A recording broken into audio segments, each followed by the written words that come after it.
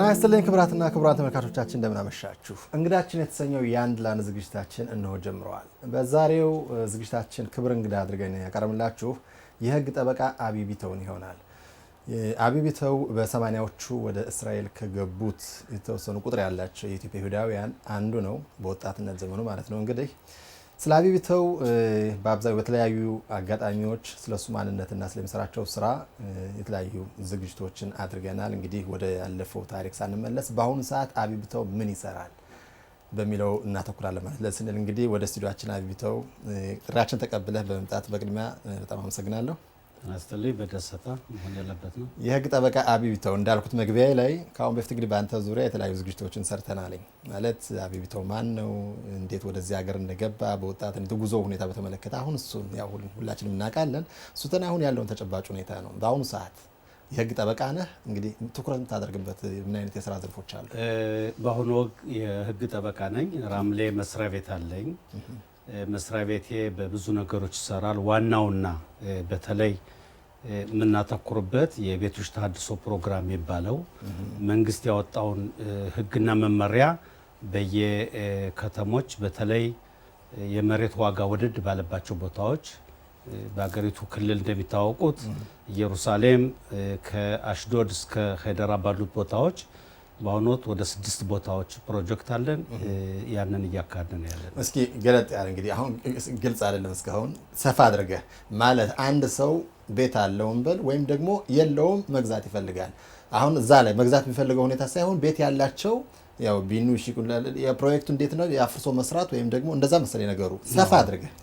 ኦኬ እንግዲህ ይሄ በህጉ መሰረት ምንድነው የሚለው ማንኛውም ቤት በ1980 ዓመተ ምህረት በፊት የተሰራ ከሆነ ቤቶች አሮዬ ከሆኑ የፈረሱ ከሆኑ ከዚህ አካባቢ ያሉ ሰዎች ቤታቸውን ሽጠው ሌላ መግዛት ማይችሉ ከሆነና አካባቢው በጣም ደካማ ከሆነ ከዚህ በፊት ሚስረዳ ሽኩን የቤቶች ግንባታ ሚኒስቴር ቤቱን ያድስ ነበር ይሸፍን ነበር። ያ ቀርቶ ዛሬ በአገሪቱ ህግ መሰረት ቤቶችን አፍርሶ በአዲስ ህንፃዎች በመተካት የቤቶች ተሃድሶ ፕሮግራም የሚባለው ማካሄድ ይቻላል። ይሄም በሁለት መንገዶች ሊሄድ ይችላል። አንደኛ የመንግስት ህግ ነው። መንግስት በክነሴት በሚኒስትሮች ጉባኤ ያጸደቀው ነው። በሁለተኛ ደረጃ ይህን ነገር አንዳንድ የከተማ ከንቲባዎች በዚህ አካባቢ እኛ ራሳችን ከንቲባው ይሄን ማድረግ እንፈልጋለን ብለው የሚያካሂዱባቸው ቦታዎች አሉ። ማለት ነዋሪዎችን አማክረው ከንቲባው በራሱ ጊዜ ሁሉ ነገር ሸፍኖ ማለት ነው አማክረው ራሳቸው እንትን ብለው ሌሎች የህንፃ ተቋራጮችን አምጥተው የሚሰሩበት ሁኔታ አለ። ይሄ ግን ብዙ ጊዜ ይወስዳል። ህዝቡን ቀርቦ የሚያደራጀው ህዝቡን ቀርቦ የሚያስፈርመው ስለሌለ ብዙ ቢሮክራሲ ያለ።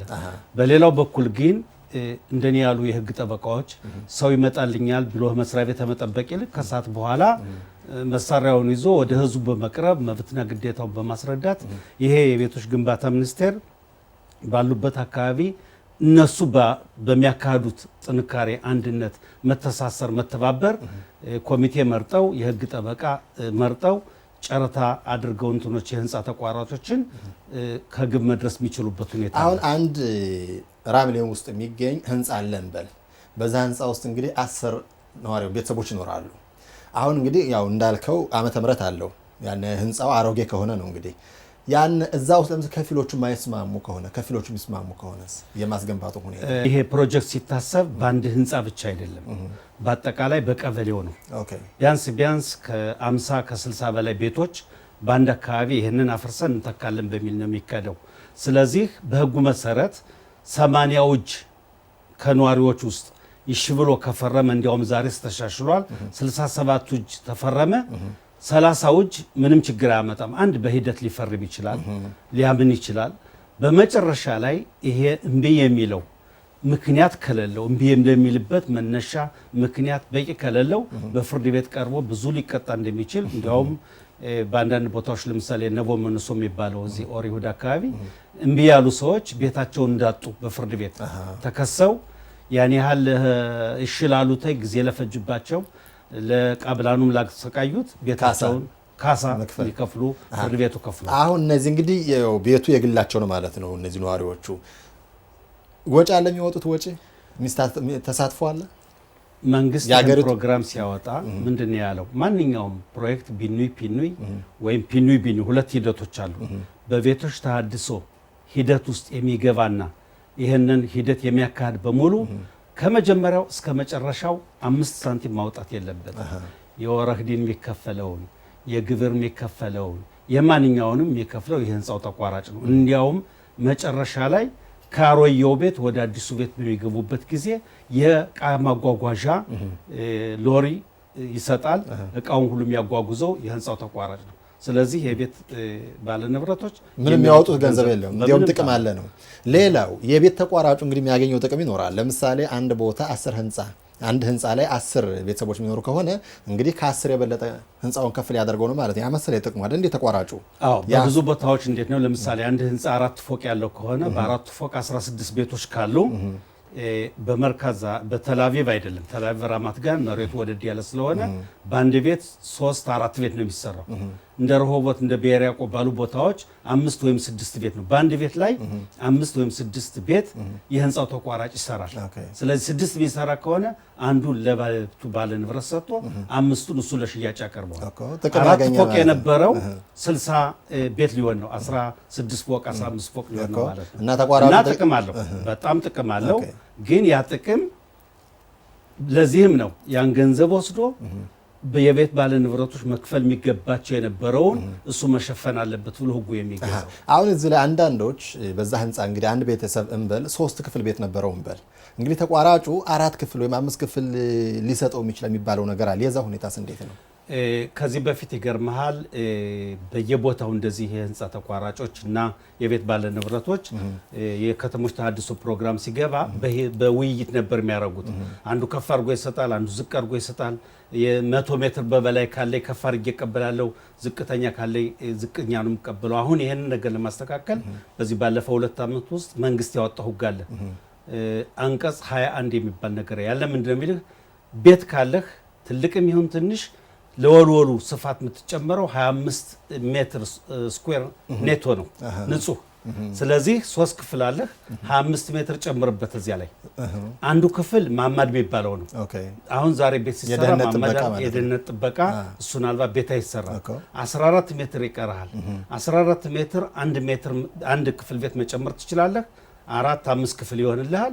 ሌላውን ለሳሎኑ ለሚጥባሁ ምኑ ማስፋት ይቻላል። አሁን ግልጽ ለማድረግ እንግዲህ ግልጽ ነው ነገሩ፣ ግን ይበልጥ ደግሞ ምክንያቱም በአሮጌ ቤቶች የሚኖሩት የኛ ህብረተሰብ መቼም እንደዚህ ያለው ነገር ደግሞ እንዲያውቁና ወደፊት ማደስ የሚለው ነገር ለምሳሌ አንድ ሰፈር አንድ ህንፃ ኢትዮጵያውያኖች አሉ እንበል ይፈልጋሉ መቀየር። አሁን እነሱ ጠበቃ ጋር ቀጥታ ተገናኝተው ነገሩን ማጨረስ ይችላሉ ወይስ ከንቲባው ማወቅ አለበት? እዛ እንዴት ነው ሂደቱ?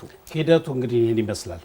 አንድ አካባቢ ለዚህ ለቤቶች ተሃድሶ ፕሮግራም ያመቻል ተብሎ ጥናት ከተደረገበት በኋላ ወይም የከንቲባው መስሪያ ቤት ያጠናል ወይም እዚያው አካባቢ የሚኖሩ ግለሰቦች ይህን ነገር የሚያውቁ ያጠናክራሉ ወይም እንደኔ ያሉ የህግ ጠበቃዎች ሄደው ህዝቡን ይቀሰቅሳሉ። ከቀሰቀስነ በኋላ ይህ አይነት ነገር ለህዝቡ ጠቃሚ ነው ካላችሁ ቤት ተጨማሪ ላይ 40 ሜትር ይጨመራቸዋል። ማለትም 5 ሜትር ለወልወሉ 10 ሜትር የፀሐይ መሞቂያ ምርፔሰት የምንለው 5 ሜትር ማክሳን የመኪና ሀኒያ ደግሞ በታቦ የተመዘገበ ይሰጣቸዋል። በገንዘብ ምን የምታወጡት ነገር ከተባለ ህዝቡ ይህን ነገር በመስማት ወኪሎችን ይመርጣል፣ የወረህዲን መስሪያ ቤት ይመርጣል። ጨረታ አድርገን የህንፃውን ተቋራጭ እናመጣዋለን። በዚያ መሰረት ሂደቱ ይጀመራል እና የሚጀመረው ከአንድ ቤት አይደለም፣ በአጠቃላይ ካለው ከቀበሌው ነው ማለት ነው። ገባኝ። አሁን 2 አይነት መንገዶች እንዳሉ ነው ከአንተ የተረዳሁት የህግ ጠበቃ አብይ። አንደኛው በመዘጋጃ ቤቱ በኩል፣ ሁለተኛው የሀገሪቱን ህጉ በወጣው በኩል። በመዘጋጃ ቤቱ ከሆነ በአብዛኛው እንግዲህ በመዘጋጃ ቤቱ በኩል ማለት መዘጋጃ ቤቱ ሁሉን ነገር ሸፍኖ የሚሰራበት የሚያድስበት ሁኔታ አለ። ያነስ እንዴት ነው ማደስ? ታማሽሎሽን በሽሞን ይባላል። ለምሳሌ ቤቶች 4 ፎቅ ያለበት ቤት ካለ ከዚያ ላይ ወደ 7 ወደ 8 ፎቅ ለማድረግ 4 ፎቅ ለመጨመር ሲባል እንትን ይላል። ግን ይሄ ብዙውን ጊዜ እኔ በዚህ አልሰራበትም፣ በዚህም አላምንበትም። ለምን መሰለህ?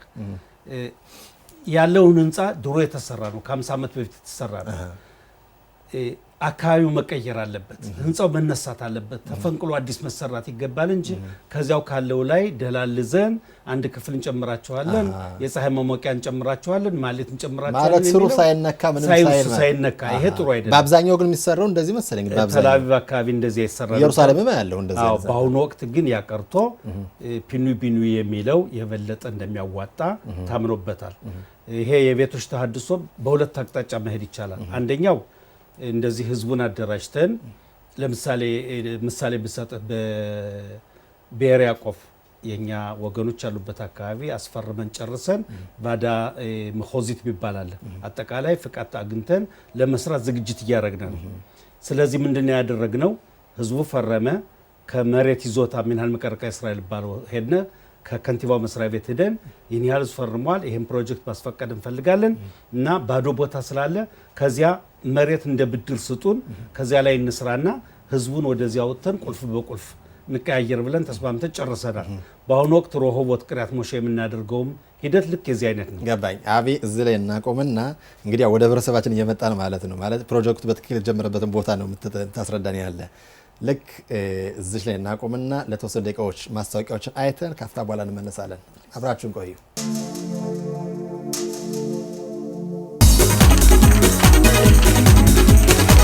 ከጋዜጦች አምድ ከጋዜጦች አምድ በተሰኘ ዝግጅት በሀገር ውስጥም ሆነ በውጭ ሀገር በሚገኙ የብዙሃን መገናኛዎች ትኩረት የተደረገባቸውን አበይት ዜናዎች በትኩሱ ለእናንተ እናደርሳለን። ይህ ዝግጅት ዘወትር ሰኞ ከቀትር በኋላ 1 ሰዓት ተኩል ላይ እንደገና በድጋሚ ማታ 8 ሰዓት ተኩል ላይ ይቀርባል። ከጋዜጦች አምድ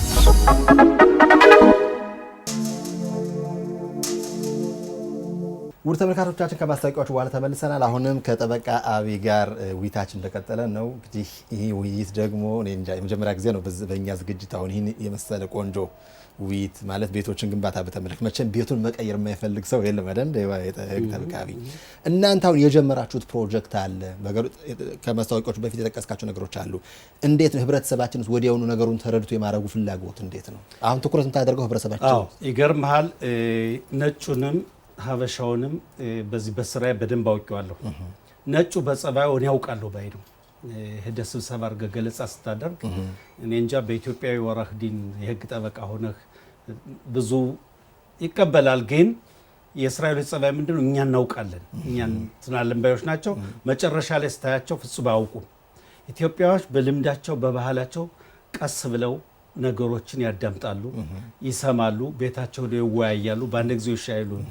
መጨረሻ ላይ እነሱ ቅሪያት ሞሼም ሆነ ሮሆቦት ብሔር ያዕቆብ ያሉን ምንድን ነው? ኦኬ ነገራችሁን፣ አሳያችሁን፣ ግን ማየት ማመን ነውና የተሰራበት ቦታ ካለ ሄደን ማየት አለብን፣ ከሰዎች ጋር መነጋገር አለብን ተብሎ አውቶቡሶችን አዘጋጅተን ነቤ ሞንሶን ኦር ይሁዳ አካባቢ ያለውን ቦታ ሄደን የፈረሱ ቤቶችን፣ አሮዬ ቤቶችን፣ የሚሰሩ ቤቶችን፣ ተሰርተው ሰዎች የገቡበት ቤቶችን ገብተው አይተው ተገንዝበው በጣም ነው ደስ ያላቸው እና ከዚያ በኋላ ውሳኔ ወሰዱ። አሁን የጀመራችሁት አለ? ለምሳሌ እንደ ምሳሌ አድርገን እንዲህ ያህል ቤተሰብ እዚህ ቦታ እንደዚህ አልጀምረናል የምትለው ነገር አለ? ነገሩ ሂደት ላይ ነው? እንዴት? በሂደት ላይ ነው። ለምሳሌ ብሔር ያዕቆብ አስፈርመን አጠቃላይ ኮሚቴዎች አሉ። የከንቲባው ኮሚቴ ያለ የሚያጸድቀው ጸድቋል። የባዳ መኾዝ ይባላል። በክፍለ ሀገሩ የህንፃ አሰራርን በሚመለከት ግምገማ ያደርጓሉ።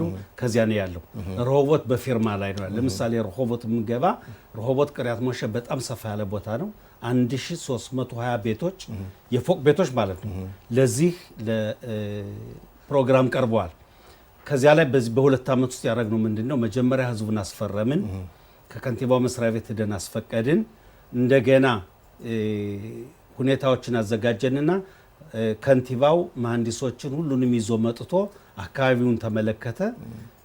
የት ነው ትምህርት ቤት የሚሰራው? መዋለ ህፃናት የት ነው? ኩፓት ሆሊም የት ነው? የመሳሰሉትን ነገሮች ካየነ በኋላ ነገሩ እንደሚፈቀድ ተደርጎ ቅሪያት ሞሼን ከ5 ቦታ ከፈል ነው። ለምን በጣም ሰፊ ቦታ ነው። ብዛት ያላቸው ኢትዮጵያውያኖች ይኖራሉ። ብዛት ወደ 750 ምናምን ኢትዮጵያውያን አለ። ከዚያ ውስጥ የመሬት ይዞታ ሚንሃል መቀርቀያ እስራኤል የምንለው ቦታ አዘጋጀልን። ካርታውን ስናይ ብጫ ቀለም የተቀባብ ከሆነ ያ ቦታ ለህንፃ መስሪያ የተፈቀደ ነው ማለት ነው። እና ኦኬ ይሄን ቦታ ለምሳሌ ረሆቦት ቅሪያት ሞሼ ውስጥ ገብርኤሎ የሚባል ጎዳና አለ። በስተጀርባው ደግሞ አራብ ዳቪድ ናዳ የሚባል አለ። በስተጀርባው ባዶ ቦታ አለ። ስለዚህ ያም ቦታ ተቀብለናል። አሁን ካለው እዚህ አካባቢ ህዝብ 70 እጅ ከፈረመልን ለረሆብ ገብርኤሎቭ እና ዳቪድ ናዳብ እዚያ ቦታ ላይ እንሰራለን። የመጀመሪያዎቹን ቁልፍ በቁልፍ እናሳልፋለን። ከዚያ በኋላ እንደዚያ እያልን እያፈረስን እንዳለን ሌሎችም እንደዚሁ። አሁን ሂደቱን ስታይ እንግዲህ ቤቶች እዚህ ላይ እንይካለን እንግዲህ እስኪ አንተ ካንተ አስረዳን። ለምሳሌ አሁን ይሄ የመጀመሪያው ነው። በአጠቃላይ ብዙ የኛ ወገኖች ያሉበት ረሆቦት ቅሪያት ሞሼን ብትል ዶራ ናታንያን ብትል ቅሪያት ምናሄም ኢየሩሳሌም ብትል ብሔረ ያዕቆብ ብትል ልክ የዚህ አይነት ሁኔታ ነው። ቤቶች ከ50 ዓመት በፊት የተሰሩ ናቸው። አዲስ ገቢዎች ለመኖር በጣም የሚያሳፍር ቦታ ነው። አንዱ ይሄ ነው። በሁለተኛ ደረጃ ይሄ የምታየው ሰዎች የሚኖሩበት ነው። ብዙውን ጊዜ የኛ ወገኖች ከመንግስት ማሽካንታ ተቀብለው ገንዘብ ስለማይበቃቸው ደካማ ቦታ ነው የገቡ እና ይሄ ቦታ ነው እንግዲህ እዚህ ቦታ ልጅ ማሳደግ አለባቸው። እዚህ ቦታ ሽማግሌዎች ወጥቶ መዝናናት መቀመጥ አለባቸው። ይሄ ግን ለመኖርም ለመቀመጥም በጣም አስቸጋሪ ሁኔታ ነው ያለው። ስለዚህ ይህን ነገር በመቀየር ይሄው ካስፈረምነ ካልነ በኋላ ይሄ እንግዲህ ስምምነት ላይ ደርሰን ቤቶች ሲፈርሱ ነው። እነዚህ መንገድ ላይ ናቸው ጀምራቸዋል ማለት ነው። ይሄው ለምሳሌ አሁን አድማያ ይባላል። አድማያ ማለት እንደ ሳምፕል ዲዛይኑ ነው። ሳምፕል ቀርቧል። ይሄ ከፈረሰ በኋላ የሚሰሩ ቤቶች ይሄን ይመስላሉ ተብሎ ለህዝቦች ይቀርባል።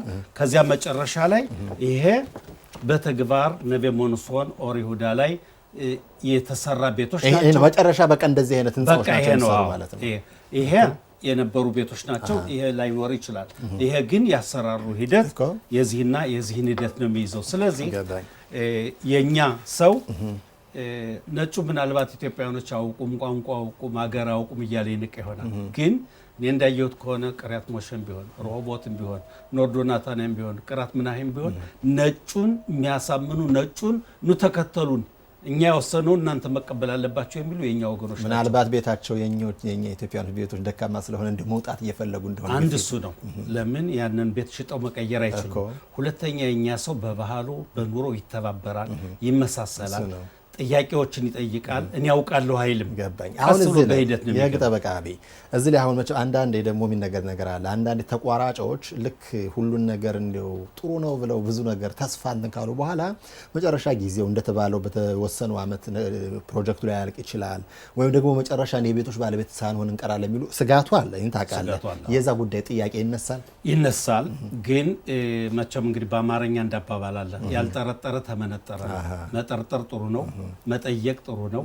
ይሄ አይነት ፕሮጀክት ደግሞ ከዚህ ከደካማ ቦታ ተነስተህ ወደ ከፍተኛ ቦታ ለመግባት ሂደቶች ያስፈልጋሉ። በአንድ ጊዜ ዘለ መንገባበት አይደለም። የ5 የ6 የ7 ዓመት ሊሄድ ይችላል። ያም የሆነው እንዴት ነው መሰለህ? አንደኛ የቤት ባለ ንብረቶች መጀመሪያ ላይ ይሄን ነገር በህልም ደረጃ ይፈልጉታል። ፊርማ በሚጀምሩበት ጊዜ በሬ ወለደ ብለው ከህዝቡ መካከል መጥተው የሚያወናብዱ ግለሰቦች እንደሚኖሩ እናውቃለን። ነጩ ደግሞ ለምሳሌ ቅሪያት ሞሼ የዛሬ ዓመት ምናምን ቤት ለመሸጥ እኔ እንጃ ብዙ ችግር ነበር። አንዱ ደላላ አይመጣም ነበር። ዛሬ በየቦታው እያንኳኩ ነው ያለ። ምክንያቱም ያው ወደፊት ይገነባል ስለሚባል ስለዚህ አንዱ ከፍተኛው ውዝግብ ህዝቡ በሚያደርገው ነው። ግማሹ ይፈርማል፣ ግማሹ አይፈርምም፣ ግማሹ ገና አልወሰነም። የዚህ አይነት ይህ ጉዳይ እንግዲህ የህግ ጠበቃ ከአንተ ባላቅ እንግዲህ አንተ በሙያው ተሰማርተ እየሰራ ነው። ምናልባት የማሳመኑ ጉዳይ ይሆን? ምክንያቱም አንተ አሁን ያው ሙያው አለ፣ ሁኔታውን በትክክል ታውቃለህ፣ እየዞርክ እንግዲህ ታስረዳ ነው ማለት ነው። ህብረተሰቡ ወጪ አያወጣም ተናግረዋል አይደል? የገንዘብ ወጪ ለጠበቃም እንኳን ራሱ ወጪ አያወጣም ማለት እንዴ? አሮጌውን ቤት በአዲስ ቤት ሊቀበሉ ነው። እንግዲህ ይህን የሚጠላ ሰው ያለ መስሎ ደግሞ አይታይም። ምናልባት ጥርጣሬው ያለ ጥሩ መረዳት ሳይኖር ቀርቶ እንደዚያ ነው ተገንዝቦ በማጣት የእናንተ ድርሻ በዚህ የኛ ድርሻ አንደኛ ሁሉን አግኝተን ማነጋገር አንችልም። ከህዝቡ መካከል ከብዙ አርባክ የወጡ የህዝቡን ልጆች በማቀፍ ሽማግሌዎችን፣ ወጣቶችን፣ ሴቶች፣ ወንዶችን ሁሉም በቋንቋው ሄዶ እንዲያስረዳ ብቁ እንዲሆኑ ማድረግ። በሁለተኛ ደረጃ ህዝቡ አይደለም ደግሞ ቢሮክራሲ የሀገሪቱ ቢሮክራሲ ያለ አንድ ነገር ለሱ እናንተ አላችሁ አይደል እንዴ? ከሙያ አንፃር ለምሳሌ እንደዚህ ያለ ፕሮጀክትን ተግባራዊ ለማድረግ ህዝቡን አስፈረመህ ከከንቲባው መስሪያ ቤት ገብተህ ልዩ ኮሚቴ ያለ በዚህ አስፈቀደህ እንደገና ደግሞ 8 መስሪያ ቤቶች የጠቅላይ ሚኒስትሩ ቢሮ የገንዘብ ሚኒስትሩ የሚስራ ዳፕኔም የሽኩሌ ሁሉም ያሉበት እዚያ ላይ አቅርበህ ለማስፈረግ ይሄን የቢሮክራሲ አለ። ይሄን ካለፍክ በኋላ አንድ ጊዜ መሰራት ከጀመረ ያዛሙ ብቻውን አይደለም የሚሰራው ቃበላኖችን የህንፃ ተቋራጮችን ያመጣል። በአንድ ጊዜው 4-5 ትራክተር መፈንቀል ይችላል። ኦኬ አንድ ፕሮጀክት ተጀመረ እንበል ማለት ሲጀመር እንግዲህ ያ ፕሮጀክት ግንባታው ሳይሆን እንደው ያሰራሩ ሁኔታ በሀሳብ ደረጃ ማለት ነው። አንተ ከሙያ አንፃር የህግ ጠበቃ ነህ። አንድ ህንፃ የሚኖሩ ሰዎች አንድ ተመካከሩ፣ ሻሉ፣ ተስማሙ። ከዚህን ቀን ጀምሮ ቤታቸውን እስከሚቀበሉበት ጊዜ ድረስ ምን ያህል ጊዜ ይወስዳል? እንግዲህ አንተ ቢሮክራሲ አለ እያልክ ነው። 5፣ 4፣ 5፣ 6 እስከ 7 ዓመት ሊፈጅ ይችላል። ለምን ይህ ነገር ተስፋ አስቆርጣቸውም 7 ዓመት ስትላቸው እንግዲህ አይወልህ እንግዲህ እንዴት ያለ መሰላለ ለምሳሌ አንድ ፎቅ 4 ፎቅ አለ 16 ቤቶች አሉ። ሁሉም ተፈረሙ። ኦኬ ያ ቦታ መፍረሱ ነው ማለት ነው። መሰራት ይቻላል። አንድ ሳይፈርም ከቀረ ምን እናሳምን እንችላለን?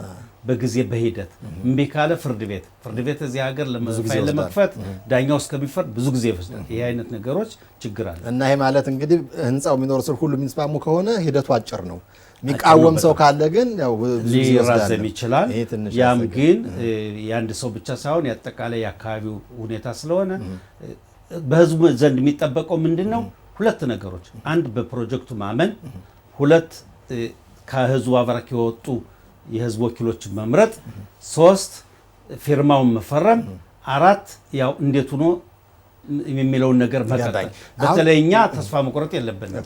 ከኢትዮጵያ ተነስተን አጠቃላይ ከኢትዮጵያ ተነስተን ወደ እስራኤል ሀገር ለመድረስ አባቶቻችን ኢየሩሳሌም ሲሉ የነበረውን እምነት ለማድረግ ግማሹ በሱዳን ግማሹ በአዲስ በጎንደር ተሰቃይተን ያለምንም ሳንሰለች እዚህ ሀገር ደርሰናል። ያ ማለት እንግዲህ ትግስት ነበረን፣ አላማ ስለነበረን አላማውን ግብ አድርሰናል ማለት ነው። አሁን አጠቃላይ ስታየው ከኢትዮጵያውያኖቹ ብቻ ነው አብዛኛው አንተ ትኩረት ያደረከው ወይስ ነጮች ወደ ነጮች ደካማ ቦታዎች ነጮች የሚኖሩበትም ትሄዳለህ?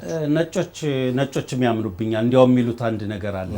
መጨረሻ ላይ ሲያዩ አንተ ኢትዮጵያዊ ነህ፣ የህግ ጠበቃ ነህ፣ አንተ መቼም ለወገኖችህ ስትል ሽንጥህን ገትረህ እንደምትሰራ ስለምናውቅ በአንተ በኩል ብንመጣ ብዙ እናገኛለን በማለት ብዙዎቹ ይደግፉኛል። እኔ የማደርገው እኔ ነገሩን ካዘጋጀው በኋላ አጠቃላይ ህዝቡን ለማስተባበር ሌሎች ወራህዲን መስሪያ ቤቱን እናጫርትና ከኔ ጋር ሆነው እንዲሰሩ እናደርጋለን። አሁን በአብዛኛው እንግዲህ መስሪያ ቤት አንተና የስራ ባልደረቦች ማለት ነው ወደ ቦታ ሆዳችሁ ነው እንዲህ ያለ ነገር አለ ብላችሁ በማስረዳት ደረጃ ነገሩ የምትጀምሩት?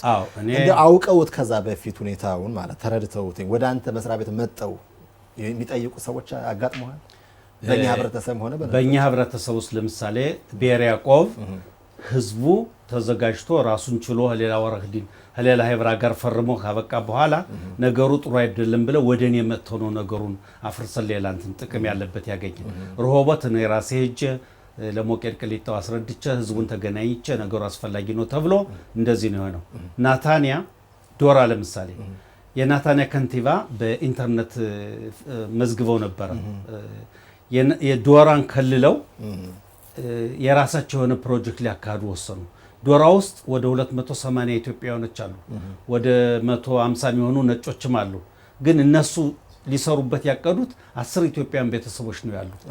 ስለዚህ በዚያ ቦታ በመሄድ ህዝቡን በመሰብሰብ ጎበዝ እንዲህ ያለ ነገር አለ ምን ይመስላችኋል በማለት ከህዝቡ ጋር በመተማመን አሁን ወደ 300 ሰው ፈርሞልና አጠቃላይ ስብሰባ አድርገን በዚህ ወር ወደ ኤሪያው ሄደን ይህን ነገር ለማስፈጸም ጥረቶች አሉ።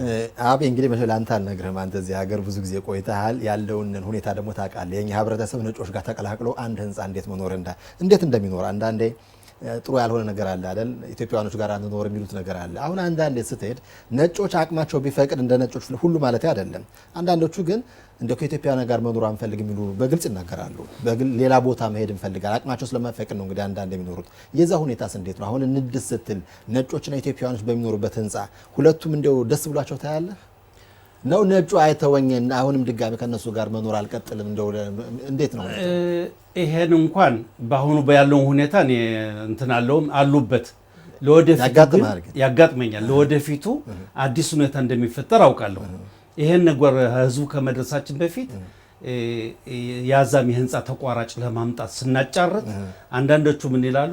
ኢትዮጵያኖች ካሉበት ቦታ ልንገባ አንፈልግም። ለምን ቤት ብንሰራ ቤቱ ዋጋው አይጨምርልንም የሚሉ አሉ። አዎ አንዳንዶች ግን በተለይ ብሔር ያዕቆብን፣ ረሆቦትን አሁን ናታንያ ደግሞ አብረን የገባ ነው አንድ የህንፃ ተቋራጭ ነው።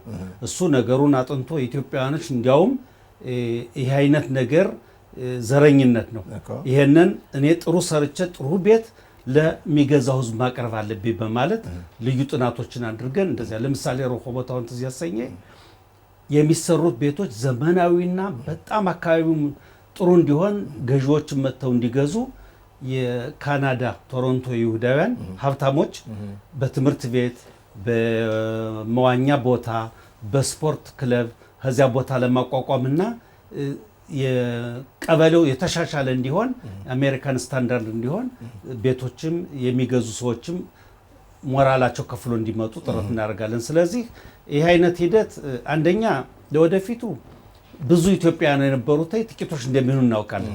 ኢትዮጵያኖችም እኮ ሊቀየሩ ነው። ለምሳሌ ቅራት ሞሸ 1300 ቤት በዚህ ፕሮግራም ገብቷል። 750 ኢትዮጵያውያን አሉ። ያ ቦታ 6000 አዲስ ነዋሪ ሊመጣ ነው። ብዙ መቼም ነጭ ነው የሚሆነው፣ ወጣት ነው የሚሆነው። ስለዚህ አሁን አጠቃላይ ወደ ዝግጅታችን መጨረሻ የተጣጋን ነው። አጠቃላይ እንግዲህ በማንኛውም የሀገሪቱ ክፍል ያሉትን እናንተ መስሪያ ቤታችሁ ይደርሳል፣ እዛ አገልግሎት መስጠት ትችላላችሁ አይደል እንዴ? ገደብ የለም በሁሉም ቦታ። እንግዲህ ከአንተ ታሪክ ስንረዳ አብይ፣ በአብዛኛው ደግሞ ህብረተሰባችን በበጎ አድራጎት የመርዳቱ ሁኔታ በባለፉት ስለአንተ ዘገባ ስናደርግ እንደውም የመንጃ ፍቃድ ለማውጣት ራሱ እንዴት ቋንቋ በማስተማሩ ሂደት ራሱ ብዙ አስተዋጽኦ አበርክተሃልኝ እና የአሁኑ ስራ ደግሞ አሁን ይህንን ቤቶችን በተመለከተ እንደ የውስጥ ስሜት ወገኔን ልርዳ አይነት ነው ወይስ ለግል መተዳደር ለግል ኑሮ እንዴት ነው ነገሩ? ጥቅም አልባ መቼም አትሮጥም፣ ግን ሁለት ነገሮች አሉ። በቢኑ ፒኑ ወይም የቤቶች ተሃድሶ ከአሁን ጀምረህ እስከ 5 ዓመት እስከ 4 ዓመት እስከ 6 ዓመት የምናደርገው ሩጫ ጽዮኑት ነው። ገንዘብ የለውም፣ በእውነት ምንም የለውም። ጊዜህን ሰውቼ ከሰዓት በኋላ ነዳጅህን ዓላማ አለ። የመስሪያ ቤት ክራይ አለ አርኖና። ስለዚህ እስከ 4 እስከ 5 ቢሮ ሰራለሁ፣ ፍርድ ቤት ሄዳለሁ፣ እንደማንኛውም ወራክዲና ሰራለሁ። ተብትለው ውጤቱን ፍሬውን የምቀምሰው ከ5 ዓመት ከ6 ዓመት በኋላ እና ነፃ ይባልማ። እንደዚህ ከሆነ ኖ ነፃ አይደለም። አሁን ነፃ ነው። አሁንም ነፃ ይባል። ምክንያቱም አንድ ቀን የልፋት ዋጋ እንደምታገኝ ታውቃለህ። ከ4-5 ዓመት በኋላ እንደማገኘው እርግጠኛ ነኝ። የሚገርምህ እኔ በ1985 ዓመተ ምህረት ትምህርት ጨርሼ በኮልስራኤል በአማርኛው ሬዲዮ ጣቢያና በምናል ስቱደንት ስራ የጀመርኩበት ጊዜ ነው። ሃንዳሳ ተምሬ በሙያ በሄድ ኑሮ እስካሁን የት ነበርኩ? ከዚያን ጊዜ ጀምሬ እስካለፈው 4 ዓመት ድረስ በፕሮጀክት ወደ ፕሮጀክት የሚሄደው ያው ህብረተሰባችን በተመለከተ ማለት ነው። ስለዚህ አሁን ይሄን የቤቶች ተሃድሶን ፕሮግራም ምንድነው ምለው የጦረታ መብቴን ማስከብርበት የሥራ ዘርፍ ነው። በየሰየሚው አለው ከዚህ ሀገር በነፃ የሚባል ነገር የለም። በነፃ ምል ከሆነ 1 ቀን 2 ቀን 3 ቀን ልሰራ እችላለሁ። እዚያ በኋላ ግን ማንም ያስገድደኝ የለም። ይሄ ግን የራሴ ስለሆነ ሁለት ነገሮችን የያዘ ነው። አንድ ከ4 ከ5 3 ዓመት በኋላ ገቢ ያገኛለሁ፣ ኑሮዬን አሻሽላለሁ፣ እቀየራለሁ። በሁለተኛ ደረጃ ወገኖችንም በዚህ አካባቢ ያሉ ህዝቦችንም ወደ ጥሩ ቦታ ይዣቸው እንደመዳቃለሁ። ይሄ መንግስት ፕሮጀክት ነው። የመጨረሻ ጥያቄ ጊዜያችን አልቋል። በአጭሩ ልትመልስ የምፈልገው መቼም እንዳልኩት በ80ዎቹ ነው የመጣህ። እንግዲህ ወደ 35 ዓመት እያስቆጠርክ ነው እዚህ ሀገር። አብዛኛው ወጣትነትህን ዘመን ደግሞ እዚህ ነው። የእኛን ህብረተሰብ ደግሞ ታውቀዋለህ ማለት ውጣ ውረድ ሁሉን ነገር ጠር አድርገህ አሁን ያለንበት ሁኔታ ካለፈው ጋር ስታነጻጸር ወይም ደግሞ የ35 ዓመት ቆይታችን እዚህ እንዴት ነው የምታየው ህብረተሰባችን? በሁለት ነገር ከፍለዋለሁ። ከ80ዎቹ ጀምሮ እስከ 90 እስከ 2000 ድረስ እስራኤል ሀገር የደረስነው የኢትዮጵያ ይሁዶች ባህላዊ ነን፣ እሉምተኛ ነን፣ ዝምተኛ ነን፣ ነጩ ያለውን እናምናለን፣ ነጩ ምስኪኖች ስለሚለን ያገኘው ሁሉ ትከሻችን ነካ እያደረገ አልፎን ነበር የሚሄደው። በአሁኑ ወቅት ግን ወጣቶቻችን በወታደር በዶክተርነት በህግ ጠበቃነት በተለያዩ ቦታዎች ብቅ እያሉ ስለሆነ ልክ በ90ዎቹ ዓመተ ምህረት የራሻ ይሁዳውያን ሲመጡ ወደዚህ ሀገር ነጩ ምንድነው እነዚህ ራሻውን ሲል እንደነበረው እኛንም እነዚህ ኢትዮጵያኖች እያሉ ምክንያቱም የእስራኤል ህዝብ ራሱ የእስራኤል ማህበረሰብ ውድድር ነው ያለው። የሚወዳደረው ሰው አይፈልግም። ከሱ የትኛውን ዓለም ነው የምትወደው? ያንን ዝምተኞች የሚባለውን ያሁኑን ነው። ምክንያቱም እስራኤል ሀገርኛ የመጣ ነው ለጊዜው ኢኮኖሚ ለማሻሻል ስደተኛ ሆነን አይደለም። በታሪክ በሃይማኖት በባህል ተያይዘን ዘላለም ልንኖር ልጅ ወልደን ልናሳድግ ነው። ያ ከሆነ በአሁኑ ወቅት ነው ከእስራኤሉ ህብረተሰብ ጋር እኩል ሆነን ለመራመድ ዝግጅቱን የጀመርነው። እስካሁን ድረስ የዋህነቱ አላስፈላጊ ነው መወዳደር አያስፈልግም እና ጥሩ መንገድ ላይ ነን ነው የምትለው። በሁሉም ነገር በፓርላማም ደረጃ በከንቲባም ደረጃ በዚህ በቤቶች ተሃድሶ ደረጃም እየተደራጀን ማንነታችን ማስጠበቅ አለብን። ያ ካላረግነ ነጮችማ አዝነውልና አልፈዋል። እንግዲህ አብቅቷል። የህግ ጠበቃ አቢይ ቢተው በእውነቱ ይህን ትምህርት አዘል የሆነ መረጃ መጠህ ለስቱዲዮአችን ድረስ ስላካፈልክን በእውነት ከልብ ነው የማመሰግነው። እኔም እንደዚሁ አመሰግናለሁ። ውድ ተመልካቾቻችን ከህግ ጠበቃ አቢይ ቢተው ጋር የነበረን ውይይት ይህን ይመስላል። እንግዲህ በዚህ ዙሪያ ደግሞ ጥያቄ ካላችሁ ለዝግጅት ክፍላችን መላክ ትችላላችሁ። አብራችሁ ስለቆያችሁ እያመሰገን በመጪው ሳምንት በሌላ ዝግጅት እስከምንገናኝ ድረስ መልካም ምሽት።